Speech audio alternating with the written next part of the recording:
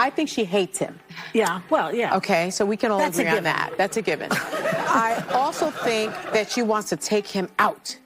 She does not want to be the first lady anymore. In a move that's sending shockwaves through both media and legal circles, Melania Trump has launched a $100 million lawsuit against the hosts of ABC's The View, accusing them of crossing the line from opinionated commentary into outright defamation. The drama erupted after a recent episode of the daytime talk show took a sharply personal turn, with co-hosts dissecting Melania's marriage, her role as First Lady, and even making eyebrow-raising insinuations about her intentions toward her husband. I admit I may not have spent as much time in a courtroom as you have. It all started when the topic of The View shifted to Melania Trump's period in the White House. Things took an unexpected turn. The co-hosts went on to say that Melania Trump was simply using Donald Trump to gain power, and that she would rather not live with him. They also stated that she might even want to take him out, which raised a lot of eyebrows. Besides these insane labeling of people, the co-hosts went ahead and mocked Melania's many public appearances, like when she wore the "I don't care" jacket to the migrant children. While those were disturbing, what was hurtful beyond measure was the condoning of violence towards her husband, which was the main reason for the motive of the suing. Many critics felt like the show took it too far, and Melania Trump was left with no other option but to retaliate. Melania claims that the hosts of The View published false and malicious statements about her that caused reputational harm. The lawsuit these assertions and arguments stem from is defamation and was opened in New York, and all these political experts are saying that her claims saying defamation cases involving celebrities are nearly impossible to win. The reason behind this is because of the 1964 New York Times versus Sullivan court case, which established that as a plaintiff, you must prove that the opposition acted with actual malice, meaning lies were told while knowing it was untrue or truth was deliberately ignored. But Melania and her team are willing to go the distance. They've framed the case as a stand against unchecked media sensationalism. A close source of the former lady has mentioned that this is not about blaming the media, but rather forcing them to think twice about irresponsible storytelling. $100 million is not a random number. It's a warning to the media claiming the era of personal attacks is going to cost them a lot. I was also recognized with a Special Achievement Award by the Department of Justice. You remember the Department of Justice, right? It's the agency that's been pursuing you for decades. The case has resurrected the classic question of how far media and journalists can go regarding issues surrounding public figures. Free speech extremists contend that opinions contended on different talk shows, such as The View, is the backbone of democracy. But Melania's side maintains that the co-hosts were not only disparaging but also made up things. The remarks on "take him out," for example, are under scrutiny for the violence they depict, particularly Trump's history of surviving assassination attempts. There is a much difference in saying someone's marriage is strained and accusing someone of plotting to have harm done to them. This wasn't commentary, it was incidental recklessness fiction. To fully grasp the gravity of Melania Trump's $100 million lawsuit against The View, it's worth revisiting her history of clashing with critics and the show's long track record of stirring the pot. This isn't Melania's first rodeo when it comes to legal battles over her reputation, and The View has faced backlash before for crossing lines. Let's dive into the backstory that makes this showdown even juicier. Has been bragging all over the campaign trail about how he's the one that overturned Roe v. Wade, but apparently his wife has different thoughts on the reproductive rights. Melania Trump has never been one to shy away from defending her image. Long before this lawsuit, she made headlines in 2017 when she sued the British tabloid Daily Mail for $150 million over a false story alleging she once worked for an escort service. The outlet retracted the claim, issued a public apology, and settled the case out of court. At the time, Melania's legal team called the victory a warning to all media about spreading unverified claims. Then there was her 2016 lawsuit against Maryland blogger Webster Griffin Tarpley, who repeated the same escort rumor. Tarpley later apologized, calling his actions utterly without truth or legal merit. These cases reveal a pattern.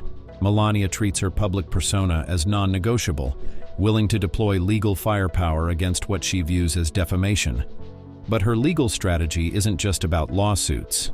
During her time as First Lady, Melania quietly trademarked phrases like "be best" and even her own name, a move experts saw as an effort to control her brand and monetize it post-White House. Critics called it opportunistic, but supporters argued it was savvy, a way to protect herself in a media landscape that often reduces her to a punchline. Individual freedom is a fundamental principle that I safeguard.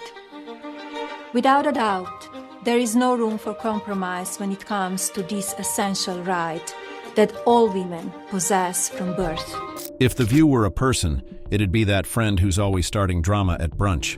Since its 1997 debut, the show has thrived on heated debates, but its no-holds-barred approach has repeatedly landed hosts in hot water. The show's most infamous feud began when co-hosts clashed over the Iraq War. O'Donnell, a vocal liberal, accused Hasselbeck, a conservative, of defending a regime that kills people.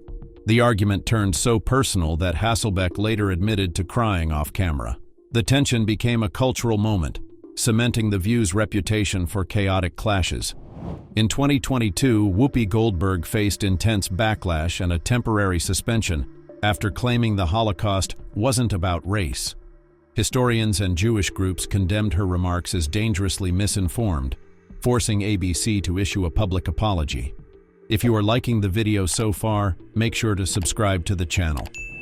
Joy Behar mocked then Vice President Mike Pence's Christianity, comparing his belief in prayer to mental illness. The comments sparked advertiser boycotts and demands for her firing, though she later apologized. In 2008, co-hosts roasted Cindy McCain, wife of Senator John McCain, for her stiff demeanor, with Joy Behar joking, "She looks like she's in a hostage video." Michelle Obama endured years of critiques about her fashion choices and mom dancing, while Jill Biden was recently mocked for using the title Doctor. But the show's treatment of Melania has been uniquely personal. In 2020, Meghan McCain, daughter of John McCain, claimed Melania was the least popular first lady in modern history and doesn't want to be here. Sunny Hostin once quipped, "Melania's only passion project is Donald Trump's Twitter account." These remarks, while snarky, never crossed into legal territory until now. What sets this case apart is its scale and timing. A $100 million demand is eye-popping, even by Trump family standards, and it comes as Melania appears to be carving out a post-White House identity. Earlier this year, she quietly supported a reproductive rights campaign, stating, "Individual freedom is a fundamental principle."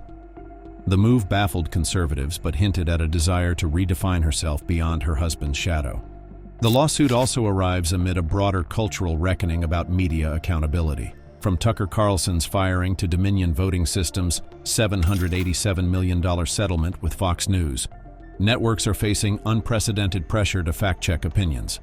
If Melania wins, it could embolden other public figures to sue over sensational claims. As news of the lawsuit spread, social media exploded. Hashtags like Justice for Melania and Cancel the View trended for days, with users split into two camps. Even celebrities weighed in.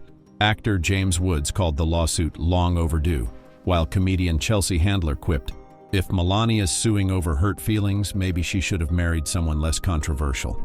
If Melania prevails, the fallout could reshape entertainment and news media alike, but some worry this could sanitize political discourse. Shows like The View exist to push boundaries, says media expert Rachel Carter. If hosts are terrified of lawsuits, we lose a vital platform for holding power accountable. Beyond the courtroom, Melania's lawsuit aligns with her recent efforts to carve out a post-White House identity.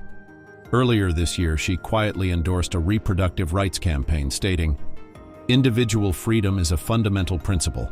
There's no room for compromise." The move surprised many, given her husband's anti-abortion policies, and hinted at a desire to redefine herself beyond Trump's wife. The lawsuit amplifies that message. By taking on a media giant, Melania positions herself as a defender of dignity and privacy, a narrative that resonates with supporters tired of politics as blood sport. The case is unlikely to wrap up quickly. Legal experts predict months of depositions, evidence gathering, and procedural battles. What's your take? Should media hosts face stricter consequences for personal attacks, or does this threaten free speech? Let us know in the comments section below and make sure to like the video. Thanks for watching.